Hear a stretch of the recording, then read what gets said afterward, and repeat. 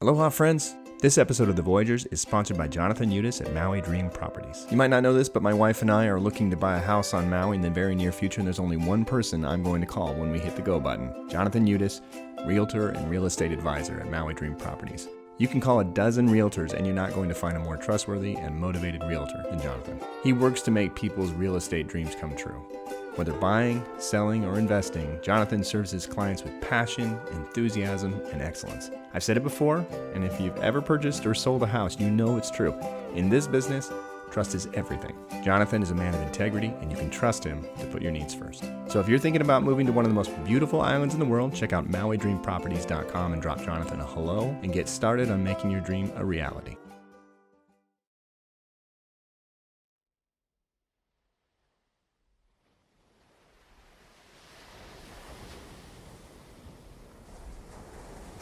I'm David Glenn Taylor, and this is the Voyagers Podcast.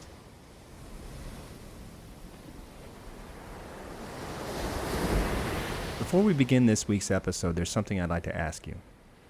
What's the difference between obsession and passion? The answer to this question is, of course, completely subjective to your own story and all the twists and turns it's taken over the years. We all take a varying degree of risk in our lives. We all wrestle with how we spend our time and the question of whether we are content with what we do or don't do with it. You hear motivational types and celebrities always giving advice on finding what you're passionate about and doing it. But how many of us really do?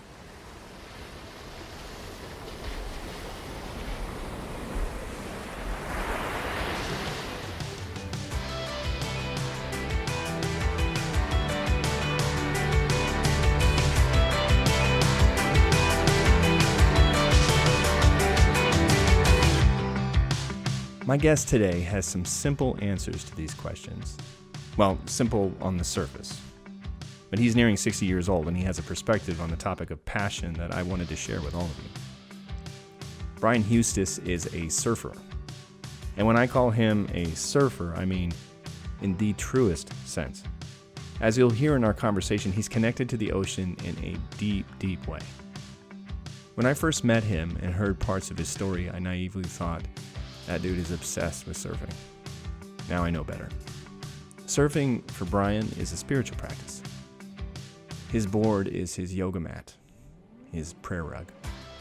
And the water is the rhythm that keeps this guy humming. We sat down recently at his house on a very windy Maui day to swap stories and share a few laughs.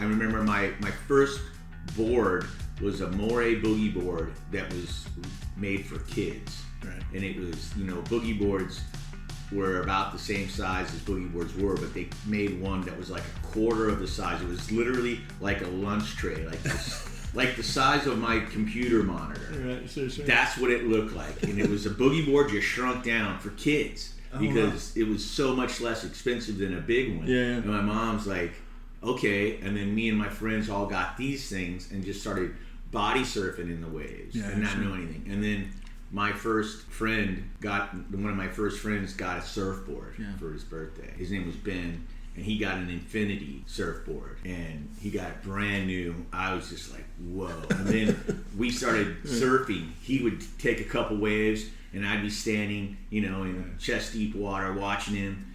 And, Coronado's not known for its like wave perfection. It's just kind of a beach break.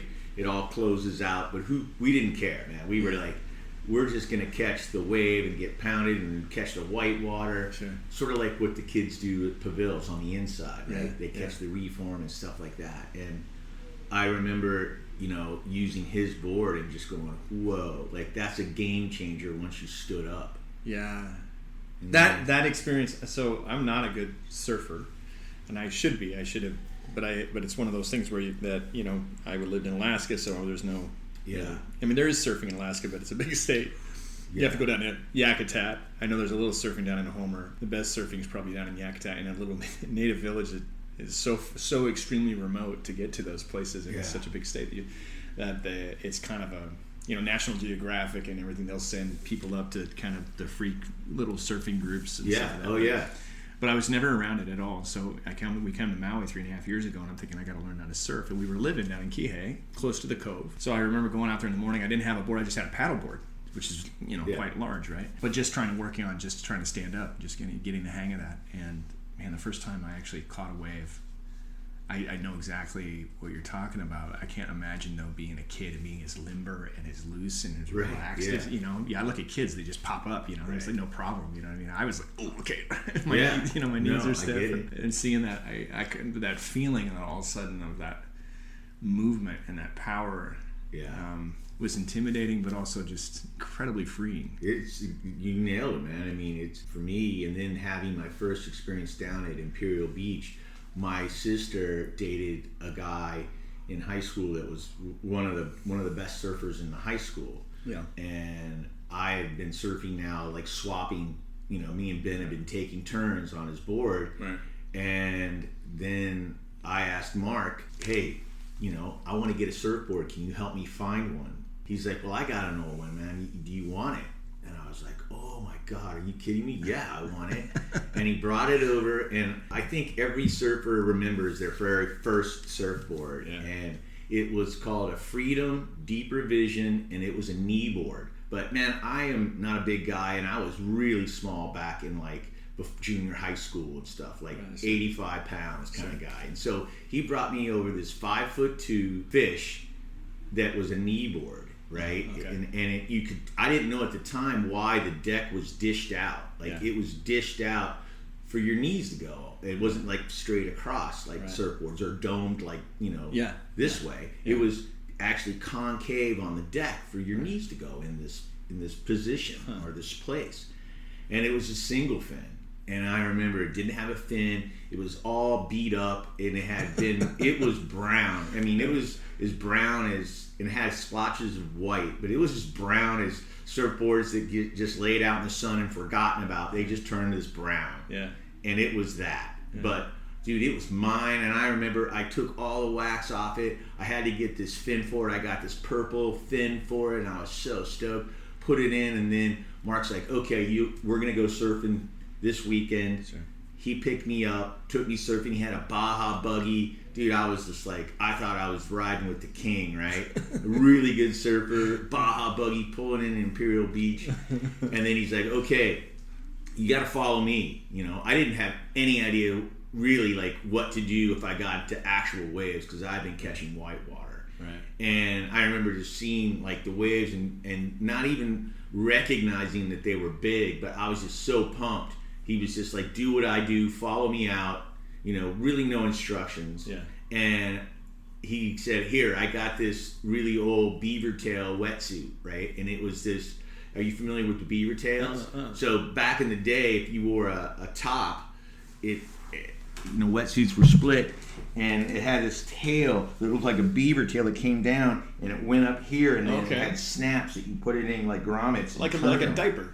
Yeah. And it went right between your legs, and I put it on, and I felt so cool. And I was like carrying my board down, and I remember thinking like, oh wow, people are saying hi to Mark, looking at me like, who's this little Grom? And what is he doing hanging out with Mark? And probably looking at my boards just laughing like, oh my God, that thing's just going to take on so much water that he's not even going to be able to do anything.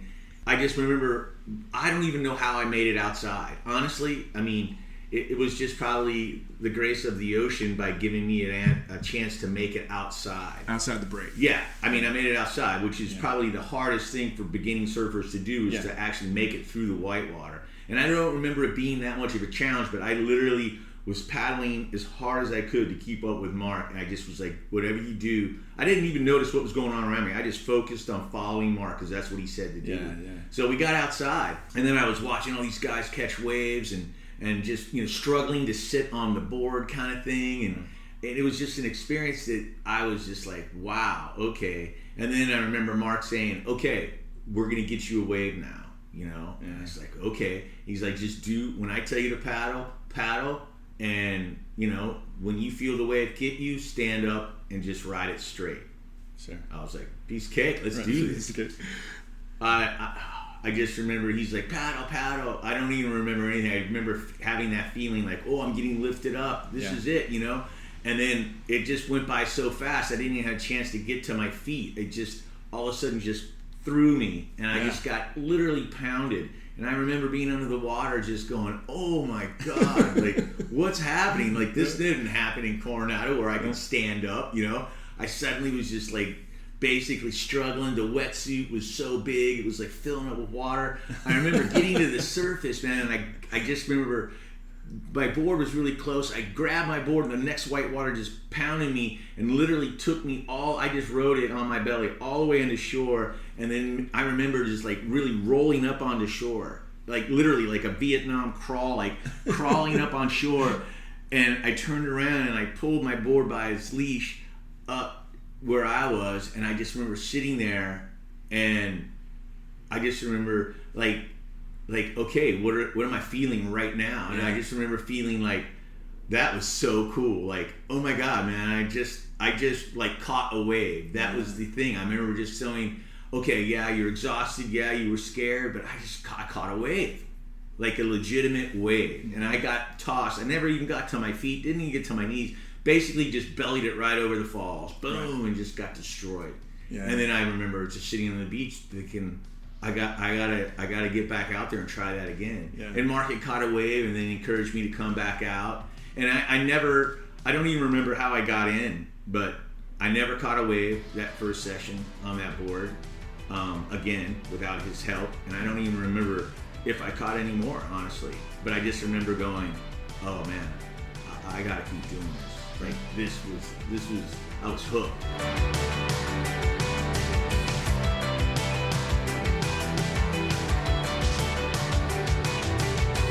So you were hooked from day one? Oh, I was hooked. I mean, it was it. Even my day one was not what you would classify, if you were teaching somebody, as a successful day. You'd probably go like, that kid's gonna quit. Like he just got beat up. Right. But I was like, more. I want more. And I could see all the guys catching waves, and I was just like, oh, one day I want to be able to stand up and turn a little bit. And then it was just from then on, just using that board and just going out as much as I could, and figuring it out with your friends and just laughing and having fun, and that's what we do today. It's still the same way, man. You go out with your friends, you laugh, you have fun, no matter what, whether it's like 1 foot break wall in Lahaina or it's really big North Shore waves. Yeah. And no, I've probably told you this story before, but a few years ago, it was Christmas Day, and we were on Kaikanani, and there was a family that came out, and they had 27 members of the family, 17 kids. It was a Pakistani family, and they were straight out of Pakistan. They literally decided to go to Hawaii on vacation. And it was women. The women were in full hijab, like head coverings, the whole thing, including swimsuits, like full hijab swimsuits, and the men, and they were definitely out of their comfort zone. Sure. We're out on the boat. None of them can swim, not any of them. And like literally, I think only like 1 or 2 of them had ever been in the ocean before. But here they are, and then the men were very proud. They didn't really want any help with it. So when people were offering him, especially the ladies on our crew, we'd say, hey, we had some male crew, and they just didn't want any help. But they were terrified, and so they're all just covered in yellow, floaty rings. The Michelin Man. We were just trying to keep them from dying, right? I remember the captain. I wasn't even on there as crew that day, but the captain was like, "You're lifeguarding."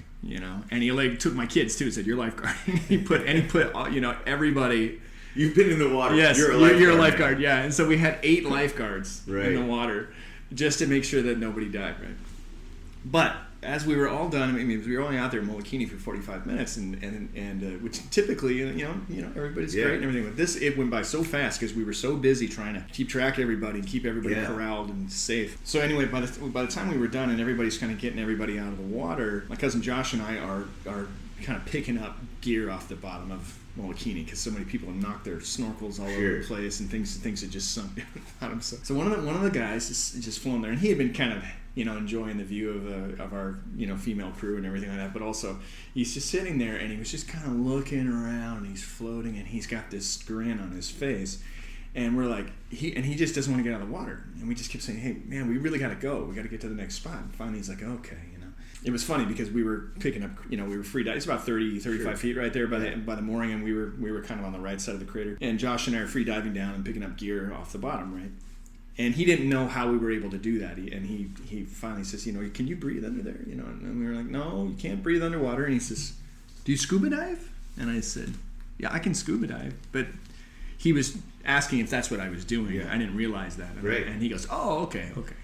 He thought that I was Scuba diving. Yeah, which makes sense. I mean, if you've never been around and never seen it or anything like that, but you've heard of scuba diving, I guess that's how he can go down there and do that. He's scuba diving. Anyway, one other thing I was thinking about was that guy. He was like that. He was in bliss the rest of the day, and it had everything to do with being in the ocean. Yeah. Like he was in and it made me think about like reincarnation or something, in which like maybe that guy was the fish in a previous life. You know what I mean? Sure. But he was definitely like. And you see this here and there. You see people in a group where their eyes are being open to this thing, and that's the guy who's going to move to Hawaii, or he's going to move to Florida or California or whatever. He's out wherever. He's from Cleveland, but he's gone. Yeah. He's already gone. And you can tell because there's a connection that's made. It sounds like that's what happened to you, but how do you look back and translate it now? Do you look back and go, I was always supposed to be in the ocean. This is just. I mean, how do you spiritually even process that? When you're young, spiritually doesn't even cross your mind, really. Right. It's only when I got older and started to get a little more spiritual, is that I started to realize like the one common thing in my entire life, it's been there regardless, and one thing that I've always longed to do, wanted to do, was to be in the ocean, to surf, or to be underneath it, to dive in it. Just, I have to be near the ocean. And, Bryn, my wife, she'll tell you, like, if I go without, 3 or 4 days without getting in the ocean, she'll just be like, hey, man, go down and hop in the ocean. You need to get in the ocean because, it's like you start to, like, dry out and get all grumpy. You got to get back in the water and just, even if it's just swimming around. Yeah. You got to go down to Hokipa and swim around. So that's literally like been your practice. I mean, because you could call that, you could say, if that's this thing, you go, how do I reset as a human being? Yeah. And you go, I get in the ocean. Yeah, driving from the west side and the traffic's really bad, maybe there's an accident, I just pull over and get in the water and just wait for it all to pass. So, I mean, at Ukumahame or something, at Oluwalu, I just grab. I'm gonna go and just hang out and watch it all go by from the ocean, just hang out. And I think people who connect with the ocean, David will tell you that it is a place where everything else melts away. Mm-hmm. Everything else melts away, especially when you're surfing, because there's so many things that I think people who have never surfed or aren't experienced with surfing really don't understand, all the things that go on, the little nuances for you to even catch a wave. Yeah. Because in teaching people how to surf occasionally, friends that come to visit and stuff, I mean, without any water knowledge or wave knowledge, all that stuff, it's challenging. That's why most of them get pushed in, because catching the wave is probably the most challenging part. And like you said, kids, I mean, they're going to stand right up. You put them on a 9-foot board and push them in the wave, they're going to stand up. And they do. Right away. They're going to rock. Right. The thing I started to notice was that surfing became my priority in life as I started to get maybe into high school. I played a team sport, soccer. It was just because of the friends. All my friends were going out for the team. I went out. We all played together. We laughed. It was like camaraderie. I did it for camaraderie. I really enjoyed soccer, but I wasn't like passionate about soccer. Yeah. I enjoyed it a lot, but it wasn't going to be something that I was going to get up at 3:30 in the morning and drive 3 hours to go play, right? You do that for surfing? You talk to any surfer, they will, on the hopes that they will get good conditions, they'll get up and they will drive 3 hours in the pitch dark, blowing up everything else. And, knowing that we were going to talk a little bit about this, I started to think about this, and I think there are two types of people. There are people who surf, and there are surfers. Sure. And then I think surfers it's in them that they can't get rid of it. It'll always be with them. Yeah. It's what they always think about. It's what comes first. Right. I mean, ask any surfing widow, man. I mean, their husband is going to go surfing. Well, I wanted to ask you about it. Did you have a surfing widow? Was Bryn ever a surfing widow?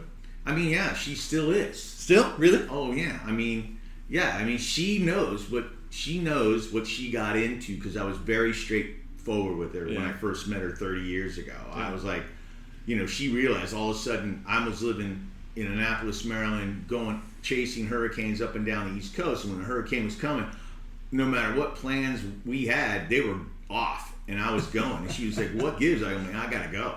Because the waves. Because the waves, for sure. And then I remember in college, I remember Fred Ehrlich, a guy who lived across the hall from me when I was a freshman.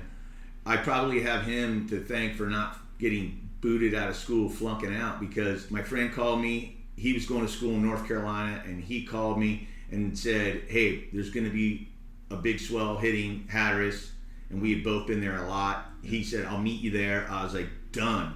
And this was like Wednesday night, so I was going to leave Thursday, but I had 2 finals on Friday that I was just 100% blowing off. And then Fred had heard me and said, "Hey man, are you really going to blow off 2 finals to go surfing?" I was like, "Absolutely." And he was just like, and he really just talked me down and like with the reality of it.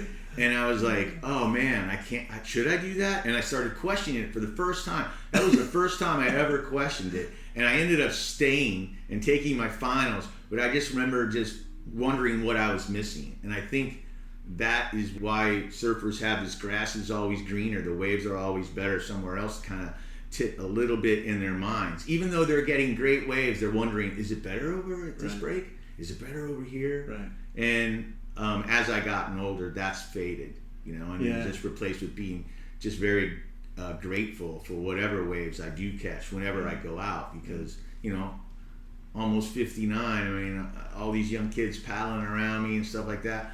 My whole philosophy has just shifted slowly as I've gotten older, and just wanted to just more experience surfing rather than just like want more. I want to get every wave.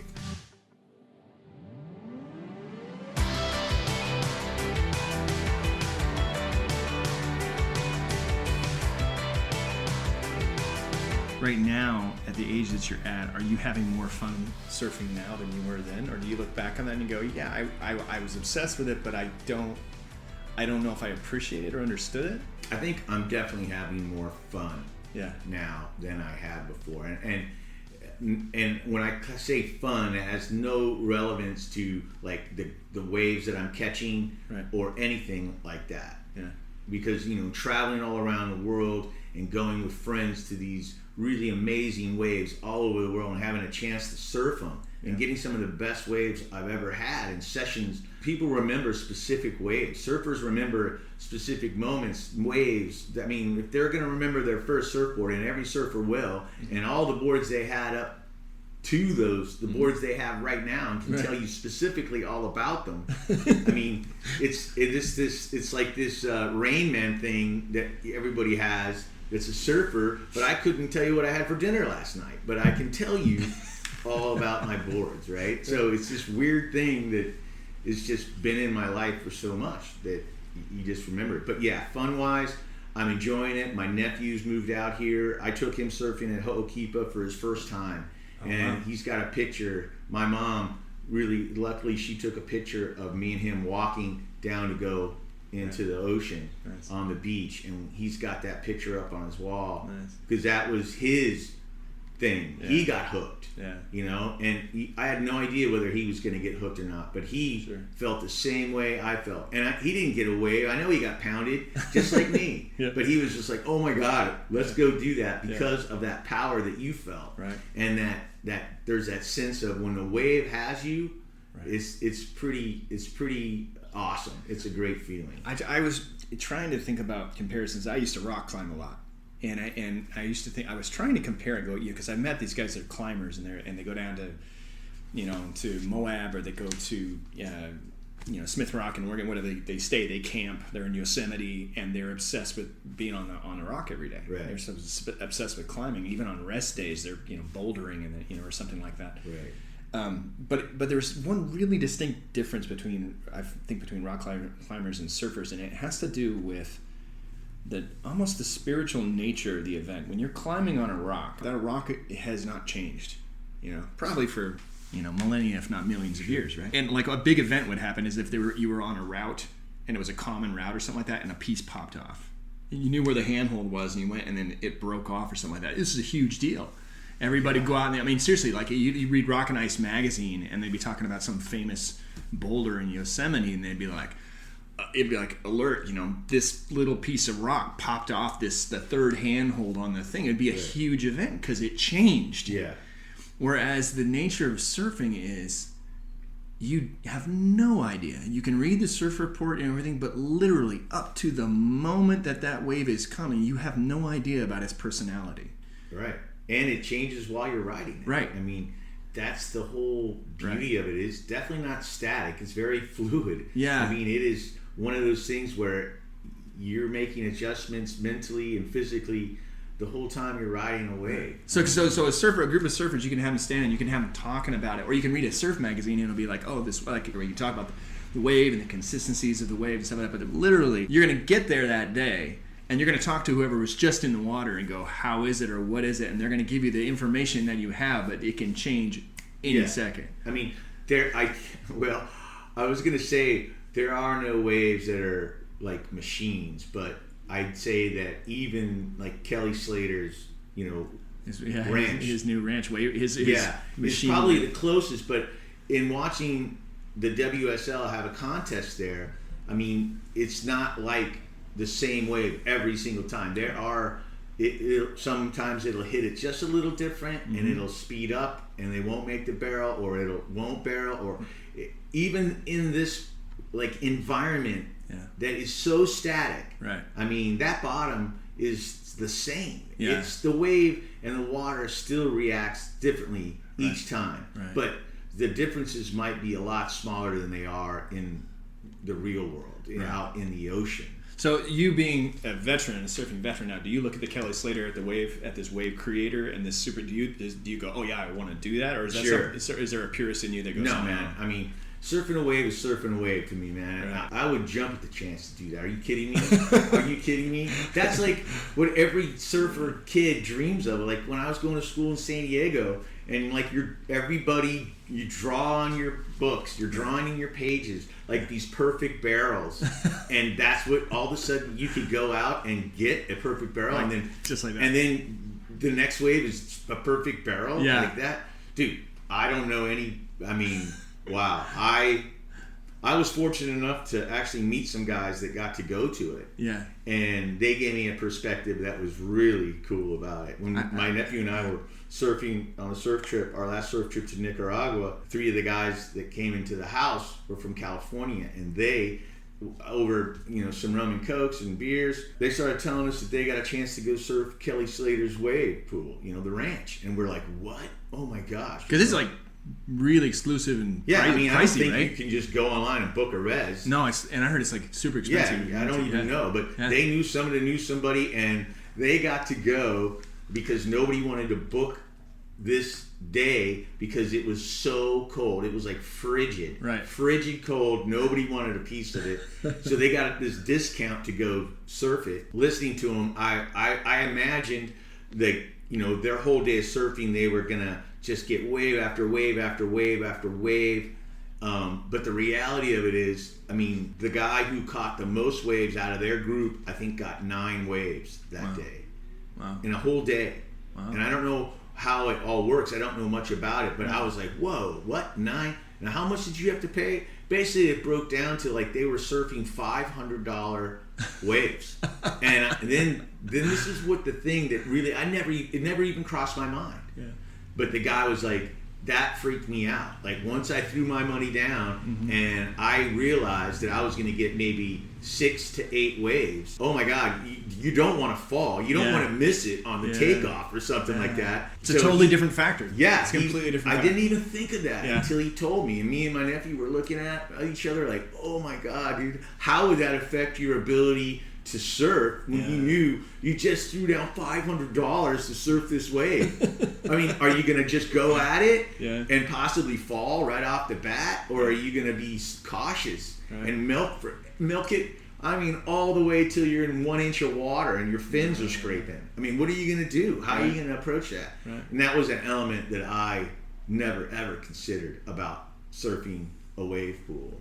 So I mean, I don't know if I'll ever get the chance. Probably not, but it's fun to think about. It's fun to dream. It's fun to watch other guys rip it up. Yeah. Because, I mean, I've heard it's a lot harder than the guys make it look, and that's for sure. Yeah. I know that for a fact. It's freshwater or saltwater? I think it's freshwater from a river. And I'm assuming you've done both, surfed both, yeah? Have you ever surfed freshwater? No. No, see, that's what I'm curious about. I'm really curious about the way, I mean, obviously, saltwater being more buoyant, the way it affects the board, Yeah, the sure. actual flotation in terms of your body weight and stuff like that. I'm really curious about what that would do. We'll get Kelly Slater on the show. But there you go, man. What other type of people are going to drop $500 a wave? Surfers will do that because that's the dream. That's the, oh my God, repetition, perfection, and nobody out but you and your friends. Right. That's what you dream of. So obsession, and passion. You say passion, and some people will say obsession. Maybe the surf widow at some point will say obsession. Yeah. Has a shadow side to it. Sure. Do you look back? Do you have any regrets? I know you're not a big regret guy. No, man, I don't have any regrets. You wouldn't do any of it differently? I probably would have surfed more. Seriously. I was like, there have been times where I wanted to go surfing and I didn't. And those are the times that I'm like, I should have done that. Are you glad you took those finals? No. No. I didn't make any. I don't think it made much difference. Right. I don't know. Maybe I would have failed out, and who knows what path it would have taken me on. But I just think I probably made some choices that, if going back, I probably would have said, no, I'm going to go surfing because, I mean, I'm always at peace and always probably the happiest when I'm doing it. I think that I scored in finding a woman who understands, even though she doesn't get it. Like, she grew up in Texas. She's afraid of the ocean. She has a chance to go in it. I mean, you live in Maui for 30 years. She doesn't go in. She just loves to hang out at the beach, loves to watch other people. I've watched her. She sits on floaties just fine out there. She'll sit on a floaty out by your boat. Sure, but she's just not a huge water person because it wasn't part of her growing up, her parents. If your dad's in the Navy, you're typically around the ocean. Yeah. Because your dad's naval base is probably somewhere close to the ocean. Right. And that was what got me, onto the ocean. My dad took me and taught me how to sail in the Coronado Sailing School. Yeah. I mean, it's just always been a part of it. Right.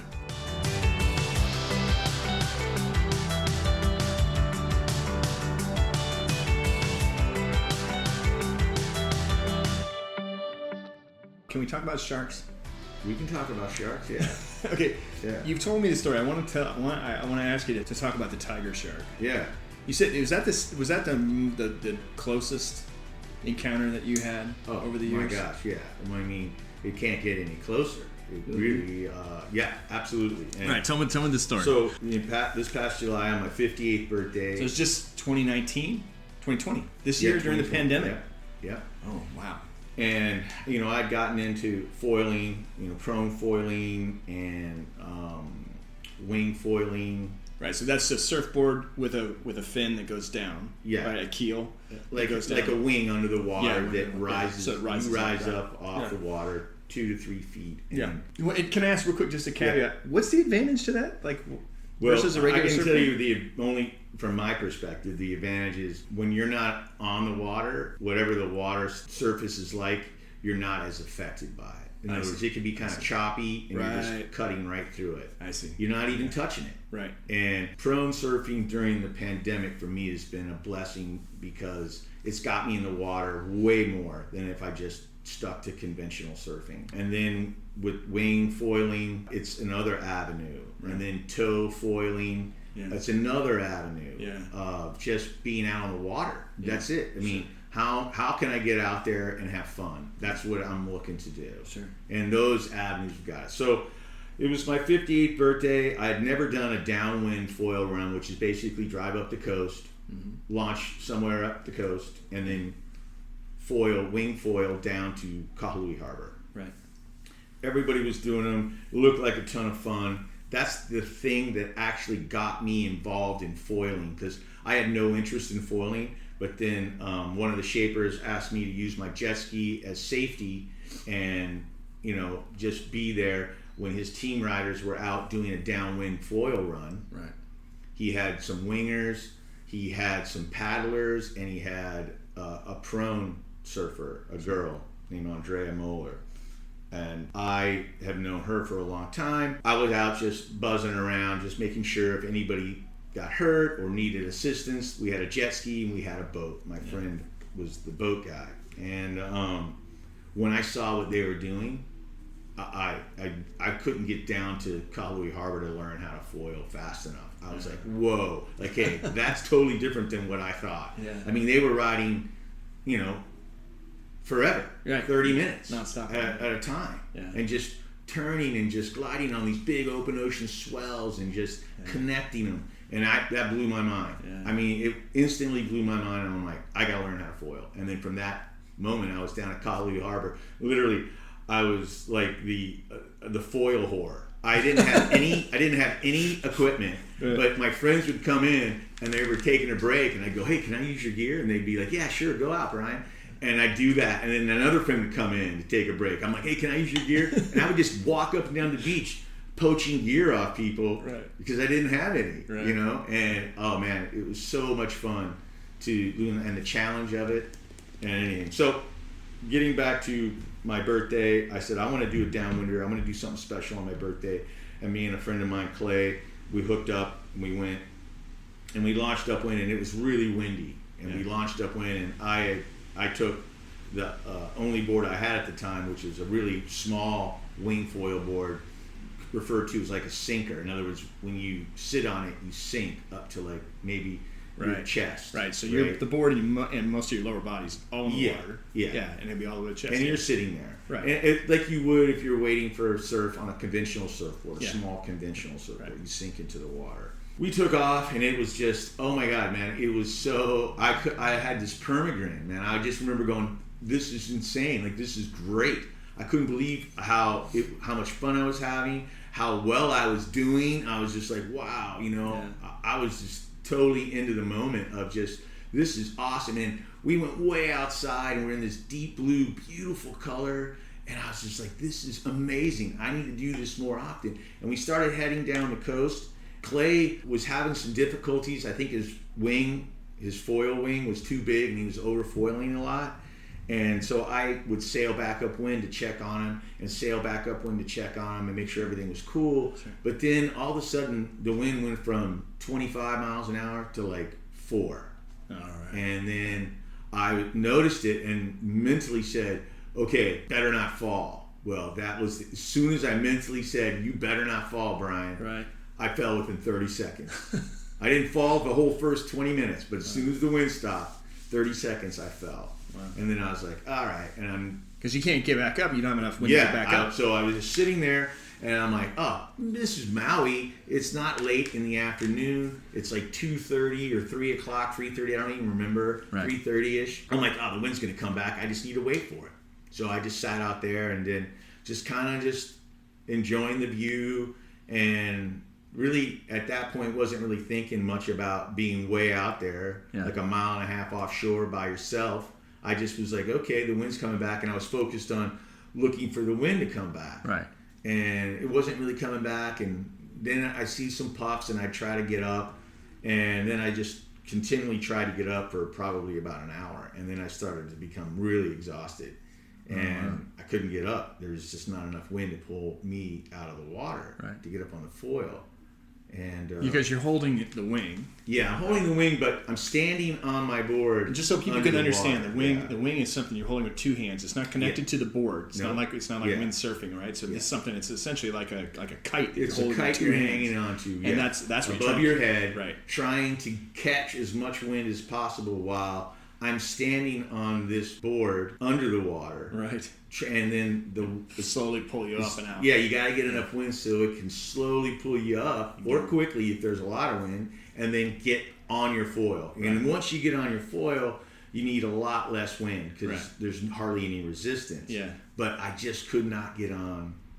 Just couldn't get it up. Yeah. So then I remember I waited about another 10 minutes, and I said, okay, I'm not going to just continually try. I'm just going to wait for the right moment. And so I kept looking, and then you could see the puffs coming down the way. Right. These puffs. So I saw this puff. I tried. I thought I was going to make it, didn't get up, and then just fell off. And I remember looking up at the clouds and the sky. I was laying on my back. I just fallen. I was really tired, and I was like, "Dang, man, all right." And just wait, just be patient. And I pulled my board to me. I sat on it, and then I was pulling my wing, which fluttered downwind, so it was straight downwind. And as I was pulling my wing, I kind of looked towards to see how much farther I was offshore, if I was drifting or something. And then right then, 4 feet in front of me was this like 8 to 10 foot tiger shark, and it just instantly, my mind was like going through the whole, like, what could it be? Like, it wasn't like, oh, shark. It was like turtle, because it was just there. It was like turtle, log, monk seal, and then I realized as it's like it was as close to my left knee under the water, David, as you could be without touching it, and it just cruised on the surface. And its fin was out of the water, but it was, his head was under the water. And all this is happening in milliseconds, because it wasn't but 2 seconds after I saw him that he was right at passing my knee and my hip. And I don't know why, but I flashed on this story my daughter was telling me about. Some guy somewhere in the world punched a shark in its head, and he didn't get bit, and he made it in. Yeah. So that just flashed in my head, and I just jacked the hammer up and just dropped it straight down on his head. Yeah. And then it just, obviously wasn't expecting that. Right. And it just went boosh, and this explosion of white water.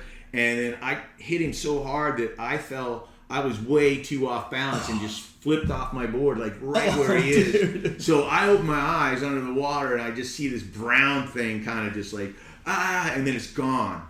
And that is when, like, I was off my board. My board is at the end of my leash, and I remember pulling the board to the end of my leash, from my leash, to get to me as quick as I can. And I just remember thinking, I'm going to feel him bite my legs. That was truly one of the most horrifying, like, feelings I've ever felt in my entire life. I was convinced that he was right behind me, and he was going to bite my legs. Like, I was thinking, he's going to get your leg, one of your legs, as you're swimming or pulling your board to you. And I got on my board, and then I tried to get my body as much out of the water as possible, which was pretty impossible. I tried to balance with my feet, not on each side of the board, but on it, like this, sitting like this on my board, and I couldn't do it. I kept falling, and I was just like, oh my God. And so I started to look around, but I had this, like, right when I got to my board, it was like this moment as I'm trying to sit on my board, I got this just burst of, like, anger. It was like I had to let out this adrenaline, and I just literally had Tourette's syndrome for like 2 minutes. Because tiger sharks, they hang out. They don't. I don't know. Right. I never saw him again. I don't know if he was out of sight around me, but I knew after 30 seconds of my head swiveling on me like an owl looking for him, when I got back to my board, panicking, I was like, whoa, like, that's not a good feeling. Like, don't do that. Like, don't look for something that you probably can't find. In other words, not knowing was worse. Yeah. Like, that whole not knowing thing. So I just said, okay. And I just started yelling and screaming at him. I was like, it's my effing birthday. F you. I'm not going to be an easy meal. F you. Oh my I was just screaming at him and slapping the water. And I was just so angry. I was so angry. I was just like, nope, not today. Not today, Mr. Shark. You go find something else. And I was just like, so. You're 1.5 miles offshore screaming bloody murder. Yeah, I was screaming and then it kind of just released all that adrenaline that I felt, because when that shark, and I saw it, this burst of adrenaline went through me like I've never felt before. Like, I've never felt that in my entire life. And I was like, whoa, that is serious. That fight or flight that you hear and read about. Like, I don't think I've ever experienced it until then. Yeah. Now you know why people get this. You hear about grandmas lifting up cars and stuff, right? I mean, I'm telling you, man, you get this burst of adrenaline that you could probably lift up a car. Yeah. It's crazy. It was so insane. And me just cussing and yelling and screaming kind of let that kind of valve. It was that valve that let it all out. Right. And then I realized that I'm in the exact same situation I was 3 minutes earlier. I still got to get in, and I was like, I was thinking like, okay, I could easily paddle that in. It would just be slow, arduous, and I could make it in. It wasn't a problem. I could paddle in. I could, but then I was just like, I was tired, and I kept thinking the wind was going to come back, and I'd like, it's sort of like hitchhikers. When I see hitchhikers hitchhiking and walking at the same time, I'm like, that defeats the purpose. Just hang out and put your thumb out. Because why are you walking? You're walking. Right. It does reveal a divided mindset, doesn't it? Yeah. Yeah, completely. It totally does. So like when I see hitchhikers walk, I'm like, either walk or hitchhike, but you don't need to do both. And so that was my mindset. I was like, I'm convinced that I'm going to get a ride. Right. Like I'm convinced the wind's coming back. I'm going to get that ride into the harbor. Right. So I'm not going to walk. I'm not going to paddle, towards the shore. And unfortunately, I got to a situation where I had to decide what to do, and then I decided just to hold the wing up, sort of like a spinnaker on a sailboat, right, and sit on my board and make my way downwind towards the harbor, because there was enough wind where I could probably drag it like 2 to 3 miles an hour, right, just sitting on my board, just holding it, holding it like a sail, yeah, right, like this, yeah, and that worked. And it just dragged me, and I'll tell you that when I made that decision and I had to straddle my board and my feet were just dangling like this behind me, it really messed with my head, David. It really did. I was like, I'm dragging my feet like lures right now.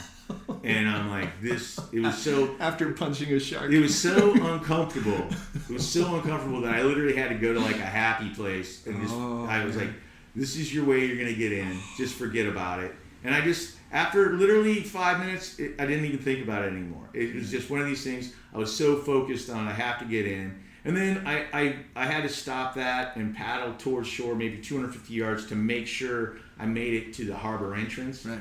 And, I just slowly went in. And Clay, he knew the wind had stopped. Because he was now ahead of me. Yeah. Because he went past me. But when you're out in the middle of the ocean, it's so hard. You can't see anybody. Right. It's basically... Yeah. It's a big ocean. Yeah, and he went past me and said, hey, has anybody seen Brian? Nobody had seen me. My truck, it was still there. So he's like, wow, man, where's Brian? And then he borrowed a pair of binoculars or something, went to Pier 1, and then saw me out there because he saw my yellow wing. And he was like, oh, man. And then I just slowly drifted into the harbor, made it to the boat ramp, and Clay picked me up. And I tell you, man, looking back at that, I mean, that was an incredible birthday gift I was given, because I learned so much about myself. I learned so much about, like, you might think you're in control, right, but when you're out in the middle of the ocean, you will feel small. Yeah. You feel really small. Yeah. And you definitely aren't on the top of the food chain anymore either. Right. And it is one of those things where I think a lot of surfers and people who spend a lot of time out in the ocean, especially far offshore, they think about what it might be like to be out there by themselves. I had thought about it before. Like, I wonder what I would do if I saw a shark. Yeah. Yeah. Well, now I know, man. I would just cuss and scream and punch it in the face. But I mean, it was like that punch was almost like it was instinctual. It was like just so. Yeah. It was like fight or flight. Yeah. I mean, totally. I don't think the shark had any interest in biting me at all. I think it was just curious. Yeah. I think if you go and research any shark attacks, most surfers don't even see it coming. Right. Anybody who gets attacked by a shark probably never sees it coming. Right. Well, I saw it coming, so at the moment I'm not saying, oh, let me pet this shark. Right. But I want to get away from it. I want it away from me. But in hindsight, I definitely was lucky in that it was way curious about what I was, right, versus I'm just going to bite it. Right. And that's a blessing right there. Yeah. Because that would have been a whole different ball game. Yeah. To be like that and get bit on your birthday. Now, I wasn't on your birthday, man. I was like, come on, seriously? What's the chance of this, right?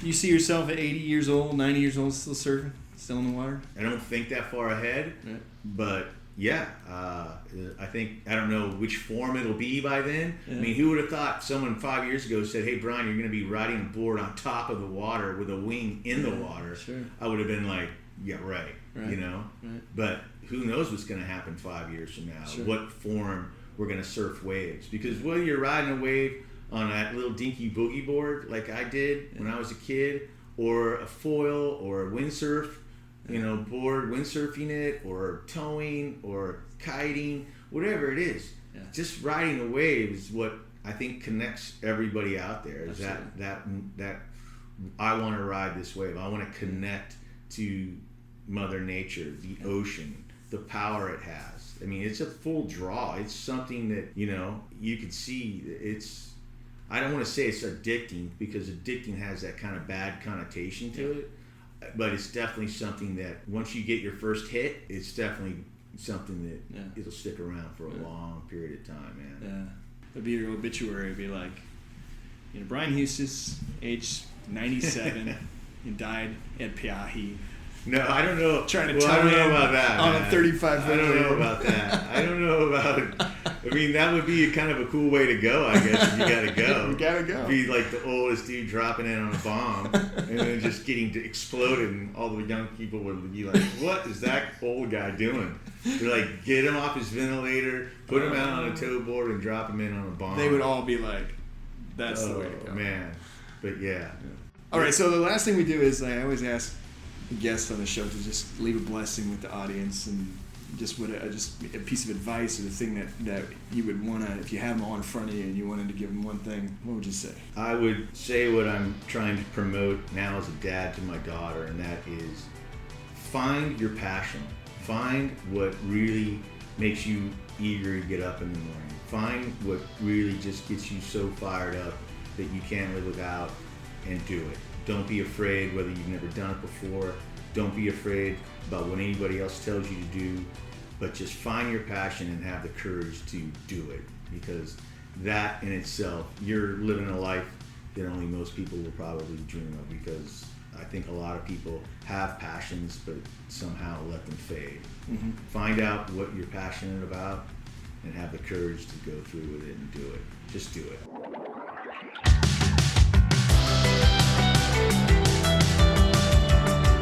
The Voyagers podcast is produced by Sugar Sled Productions and recorded in Kula on the island of Maui. It's hosted by me, David Glenn Taylor.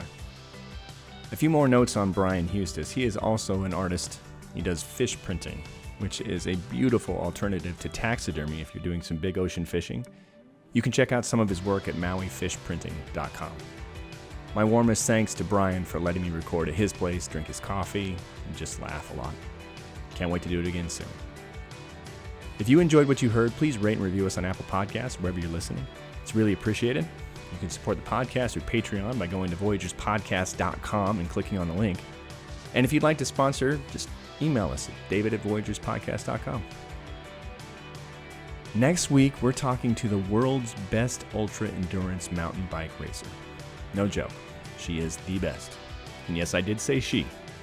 The men on this beat are all looking up and trying to figure out her secret. And she has her technique, but turns out her best fuel is just pure love of cycling. The incredible Lael Wilcox. That's next week on the Voyagers Podcast.